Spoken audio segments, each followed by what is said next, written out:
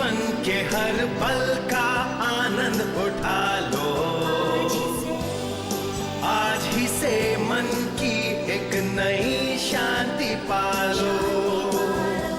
समय आ गया बदलने का, समय आ गया कुछ करने का। अब उठा लो आनंद प्रतिदिन के जीवन का। प्रतिदिन जीवन का आनंद लेना में स्वागत है। ये पूरा महीना हमने आपकी सेवा में रखा है कि आपके जीवन के दृष्टिकोण को बदलने में मदद मिल सके, और सचमुच मैं आशा करती हूँ कि आपने ऐसा करने की प्रतिज्ञा की होगी। आज हम विनम्र भाव रखने के विषय पर चर्चा कर रहे हैं, और शायद एक ऐसा स्वभाव है जिसका विकास करना अत्यंत कठिन है। मेरे विचार से हम सभी इस पृथ्वी पर बहुत अधिक घमंड लेकर आए हैं। बाइबल कहती है कि घमंड का फल विनाश और विनम्रता का फल प्रगति होता है। हमें परमेश्वर के सामर्थ्य हाथों के अधीन विनम्र बने रहना चाहिए, ताकि उचित समय पर वो हमें ऊंचा उठाए। विनम्रता की उत्तम भावना के बारे में अधिक से अधिक शिक्षा ग्रहण कीजिए, इससे आपको जीवन का आनंद लेने में मदद मिलेगी।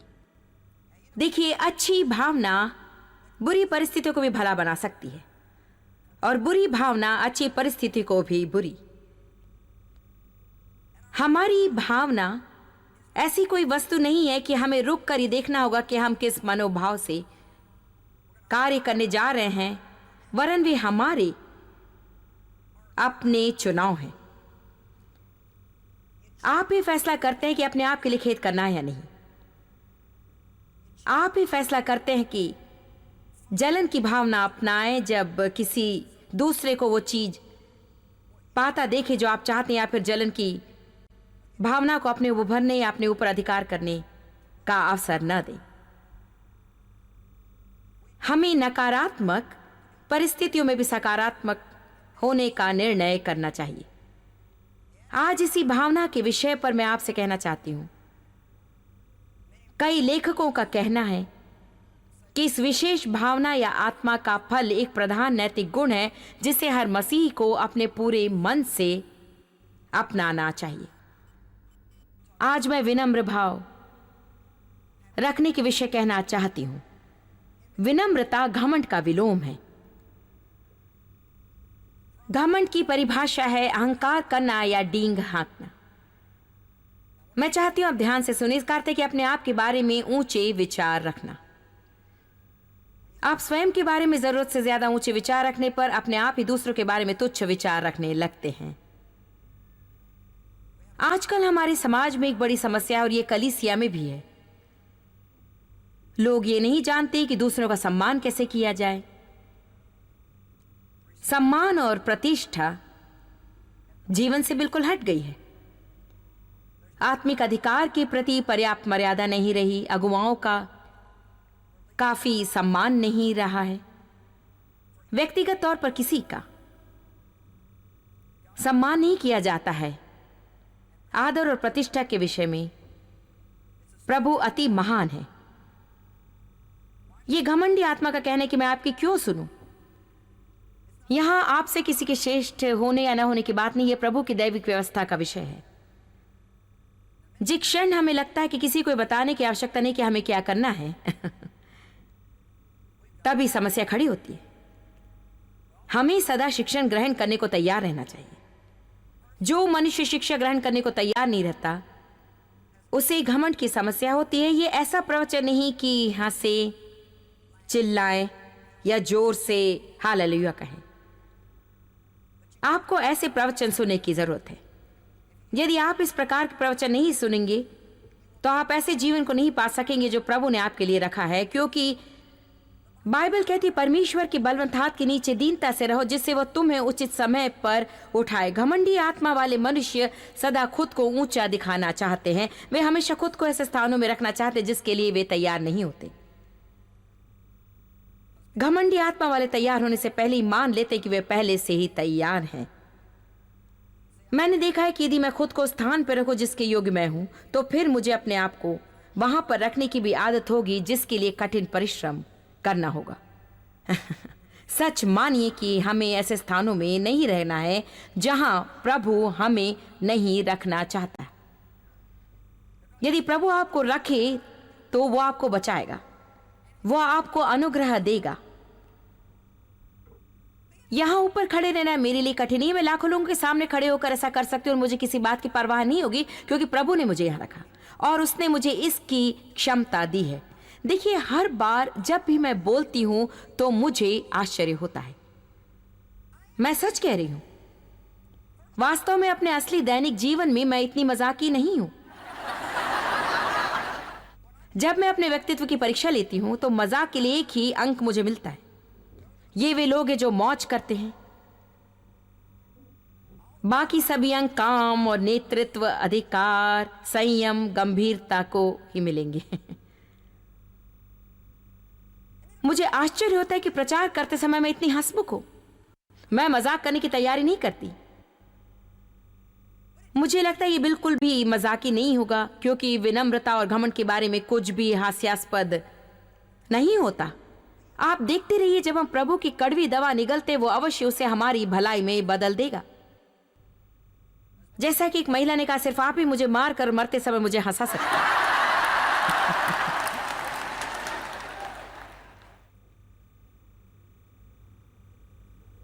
हम जो कुछ कर रहे हैं उन्हें करने के लिए त्याग भी करते हैं। हाँ, काम कठिन है और यात्रा कठिन है, परंतु वो वास्तव में कठिन नहीं है, क्योंकि वास्तव में हम कुछ नहीं करते। वो प्रभु की कृपा जो हमारे द्वारा कार्य करती है। इतना याद रखिए, आपको वहां नहीं रहना है जहां प्रभु ने आपको नहीं रखा है। दूसरों के पास जो कुछ उसे पाने की आशा रखते यूं ही मत बैठिए, क्योंकि यदि आपके पास वो रहना तो प्रभु आपको वहां रखेगा। पूर्ण रूप से तैयार होने से पहले कहीं जाने की कोशिश मत कीजिए। परमेश्वर के बलवंत हाथों के नीचे दीनता से रहिए, विनम्र बने रहिए। सबसे पहले प्रभु आपको उसे स्वयं करने का अवसर देता है। यदि आप न करें तो वो आपके लिए करेगा। हमेशा प्रभु पहले हमें सुधारने की कोशिश करता है। यदि हम निजी तौर पर ना सुधरें तो वो हमें सामाजिक तौर पर सुधारेगा, और वो बहुत ही दर्द भरा, बहुत ही दुखी अनुभव होगा। कितनी बार प्रभु हमसे किसी बात पर से पहले ही निपटता है, हम सुनते नहीं। उसके बाद कोई जिसे हम पर अधिकार उसे आकर हमें खुले तौर पर सुधारना पड़ता है। हम सभी किसी तरह से लज्जित होते हैं। हमें बस इतना ही करना था कि आरंभ में प्रभु की बातें सुनी। देखिए, घमंड एक बड़ी समस्या है, क्योंकि जिन लोगों में वो है उन्हें नहीं लगता कि वो उनमें है। आप घमंड के विषय का टेप नहीं बेच सकते, क्योंकि जिन लोगों को उसकी आवश्यकता है वे उसे खरीदने के लिए भी घमंड करेंगे।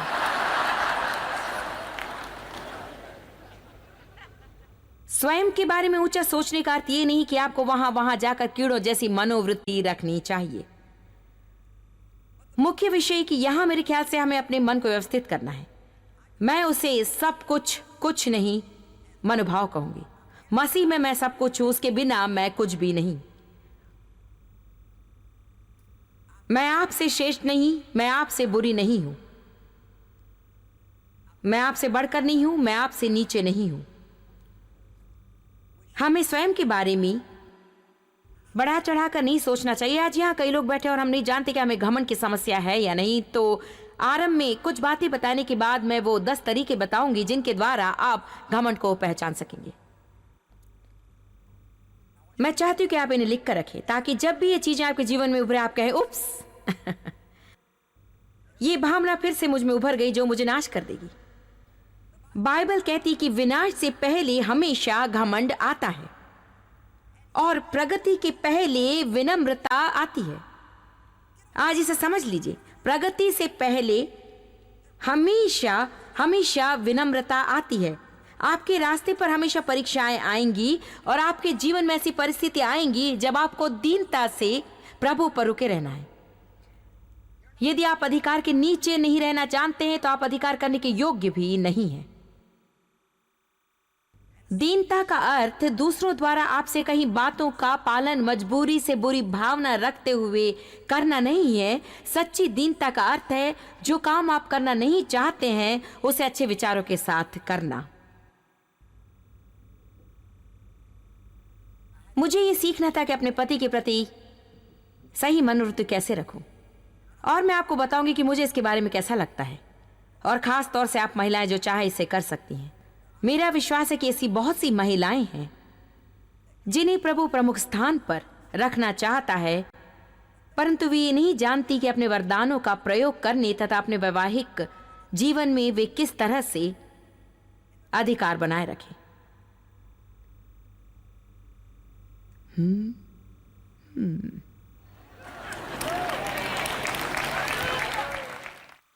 क्या आपको लगता है कि मैं विद्रोही पत्नी रहकर इस सेवकाई को कर सकती हूं? क्या प्रभु इसे स्वीकारेगा? नहीं, प्रभु इसे बिल्कुल स्वीकारेगा नहीं। मेरे अभिषेक का कुछ भाग इस पर निर्भर है कि मैं प्रभु ने मुझे जिस अधिकार के नीचे रखा है उसमें बनी रहूं। देखिए, डेव इससे परेशान नहीं होते क्योंकि वे जानते कि मैं वरदान का प्रयोग कर रही हूं। वे ये नहीं बताते कि मुझे यहां क्या करना है।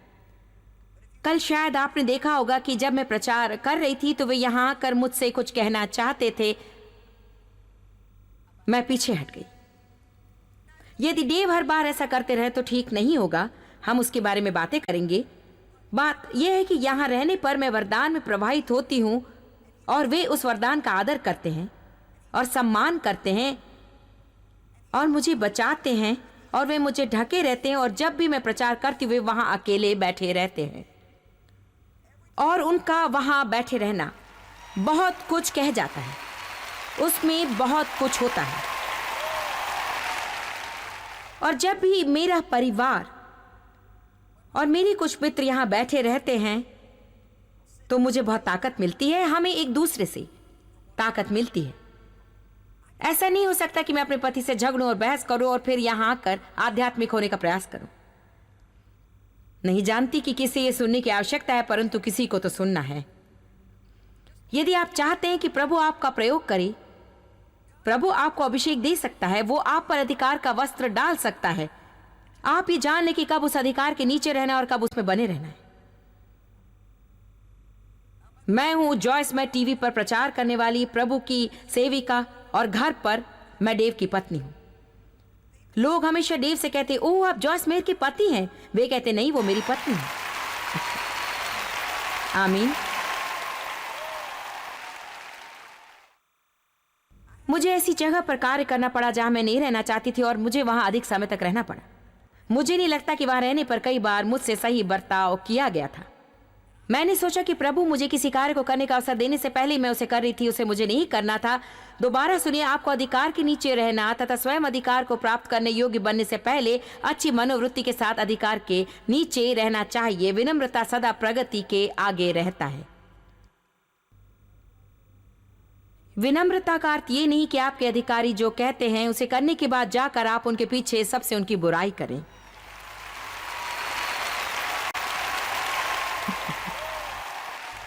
यहां बहुत कम लोग बैठे हैं जो खुश हैं।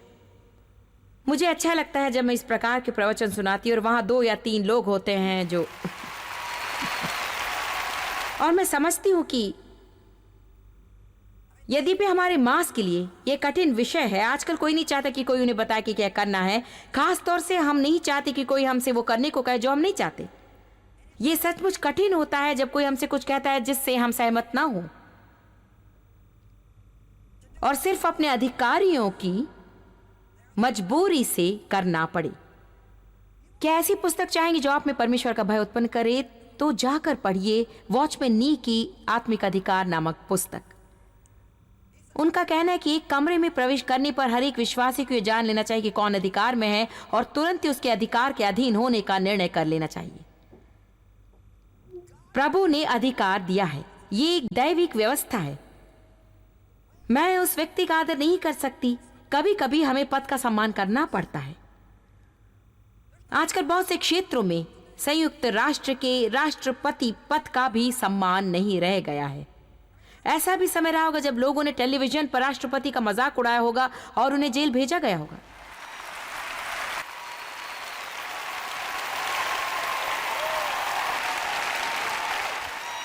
बाइबल कहती है कि हम संसार में रहते हुए भी संसार के नहीं हैं।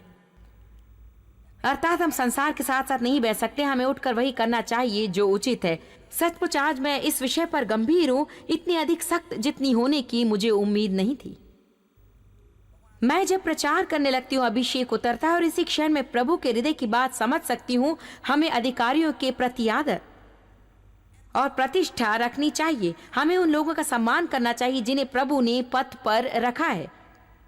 बच्चों को अपने माता पिता से सदा बहस करते समय उल्टा जवाब नहीं देना चाहिए। माता पिता को भी अपने बच्चों का सम्मान करना चाहिए। आपको अपना गुस्सा उन पर नहीं उतारना चाहिए।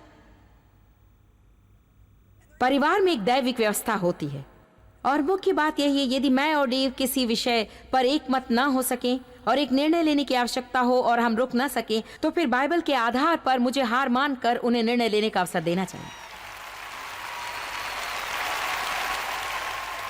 इसका यह अर्थ नहीं कि मेरा कोई सम्मान नहीं और मुझे इतना भी अधिकार नहीं कि अपनी राय बता सकूं। अक्सर ऐसा नहीं होता, परंतु ऐसे अवसर अवश्य आते जब ऐसा होता है। और देखिए, किसी ना किसी को नेता तो बनना ही है और सभी मालिक नहीं हो सकते हैं। देखिए, मेरा बॉस बेकार है। बाइबल बताती इसके लिए आपको क्या करना है।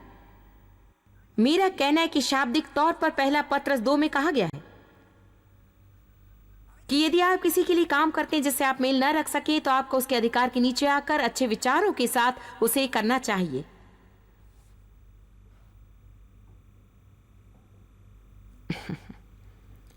ओ, मैं जहां थी वहां से भाग जाना चाहती थी। मैं बच निकलना चाहती थी, दूर हटना चाहती थी। मुझसे अच्छा व्यवहार नहीं किया गया, मुझे अच्छा वेतन नहीं मिला, मेरी प्रशंसा नहीं की गई। क्या आप मेरी बात समझ रहे हैं?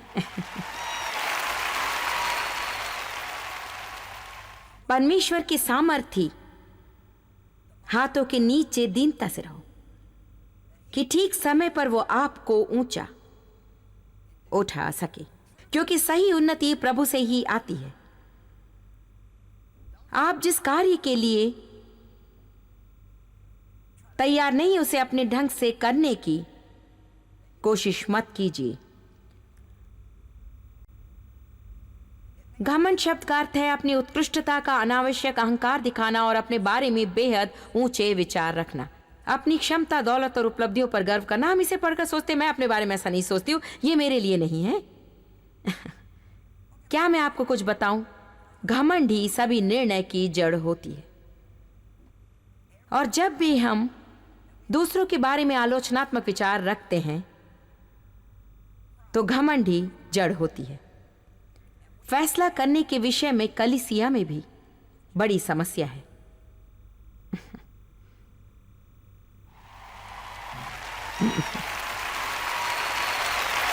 आमीन। लोग जो कुछ कहते हैं, उनके मन में जो विचार होते हैं, उन सब की जड़ बिल्कुल घमंडी है। लोग उन चीजों के बारे में अपनी राय देते हैं जिनके बारे में वे जानते तक नहीं। यदि मैं आपकी जगह होती, लेकिन आप मेरे जैसे नहीं हैं, आपको मेरी जिम्मेदारियां नहीं है और आप इस कार्य के लिए नहीं बुलाए गए। आप वहां बैठे बैठे अपने बारे में आनंदित रह सकते हैं और बाकी सब जिम्मेदारी मेरी है। यदि आपको वो नहीं भाता तो मेरे लिए प्रार्थना करें।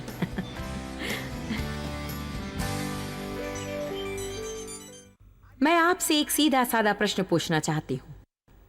यदि आज आपकी मृत्यु हो जाए, तो क्या आपको इस बात का निश्चय है कि आप स्वर्ग जाएंगे? आप परमेश्वर के कितने निकट हैं? क्या आपने यीशु मसीह को अपना निजी उद्धारकर्ता स्वीकारा है? यदि आपने ऐसा नहीं किया है, तो आज आप अभी उसे इस कार्यक्रम में ग्रहण कर सकते हैं। यीशु मसीह को अपना उद्धारकर्ता स्वीकार करके आप परमेश्वर के साथ घनिष्ठ संबंध स्थापित कर सकते हैं। उसने हमारे पापों की कीमत चुकाई, वो हमारे लिए क्रूस पर मरा, हमारे लिए लहू बहाया, और इस पर विश्वास करके हम परमेश्वर से अच्छा नाता रख सकते हैं और अनंत जीवन पाने की उम्मीद रख सकते हैं। मैं चाहती हूं कि आप अपने आप से पूछें कि क्या मुझ में प्रभु की शांति है? क्या मुझे स्वर्ग जाने की निश्चितता है? क्या मुझे माफी मिल गई है? यदि आप कहें, अच्छा जॉयस, मैं इन सभी प्रश्नों के लिए हाँ नहीं कह सकती, पर मैं हाँ कहना चाहती हूं, तो मैं चाहती हूं कि आप मेरे साथ प्रार्थना करें इसी क्षण। और याद रखिए, इस प्रार्थना को करने पर आप एक प्रतिज्ञा कर रहे हैं। आप अपना जीवन प्रभु को दे रहे हैं और वो खुद को आपके लिए दे रहा है। इसका अर्थ ये नहीं कि आपकी सारी समस्याएं गायब हो जाएंगी, परंतु आपको अपने जीवन में स्वयं किसी चीज से निपटने की आवश्यकता नहीं है, क्योंकि यीशु ने कहा, मैं तुम्हें कभी न छोड़ूंगा और कभी न त्यागूंगा, और संसार के अंत तक मैं तुम्हारे संग रहूंगा। यदि आप ये प्रतिज्ञा करना चाहें, तो मेरे साथ ये प्रार्थना करें। प्रभु, मैं तुझसे प्रेम करती हूं। यीशु, मैं तेरा विश्वास करती हूँ। मैं विश्वास करती हूँ कि तू मेरे लिए मरा, तूने मेरे लिए अपना लहू बहाया। मैं जानती हूं कि मैं एक पापी हूं और मुझे उसका पछतावा है। मैं बदलना चाहती हूं। यीशु, अभी मैं तुझे अपना उद्धारकर्ता ग्रहण करती हूं। तुझे अपनी धार्मिकता स्वीकार करती हूं। अपने लहू से धोकर मुझे नया मनुष्य बना दे। मेरा विश्वास है कि मसीह के द्वारा परमेश्वर के साथ मेरा संबंध स्थापित हो गया है। मुझे विश्वास है कि मैं स्वर्ग के पथ पर हूं और जब तक इस पृथ्वी पर रहूं, मैं लोगों के लिए आशीष बने रहने का प्रयास करूंगी। यीशु के नाम में आमीन। बाइबल कहती कि हम दृश्य से नहीं, विश्वास से चलते हैं। अर्थात ये कि हम अपनी भावनाओं के आधार पर निर्णय नहीं लेते हैं। प्रार्थना करते समय आपने कुछ अनुभव किया होगा कि आप मुक्त हो गए हैं, या आपका भार उतर गया है, या आपको दूसरा कोई अनुभव हुआ होगा, या फिर आपने बिल्कुल कुछ भी अनुभव नहीं किया होगा। परंतु यदि आपने ईमानदारी से प्रार्थना की होगी तो यीशु आपके अंदर वास करने के लिए आएगा और आपके जीवन को बदलने लगेगा। परंतु आपको अभी फैसला करना है। आपको मसीह यीशु में एक विश्वासी के रूप में बढ़ना है। आपके स्क्रीन पर हमारा नंबर है। हम चाहते कि आप हमसे संपर्क करें ताकि हम आपके विकास की प्रक्रिया के लिए आवश्यक जानकारी दे सकें। साथ ही जिस व्यक्ति से आप बातें करेंगे वो आपके प्रश्नों का उत्तर अवश्य देगा और अगर आप चाहें तो आपके लिए उस क्षेत्र में प्रार्थना करेगा। प्रभु आपको आशीष दे। परमेश्वर के राज्य में आपका स्वागत है।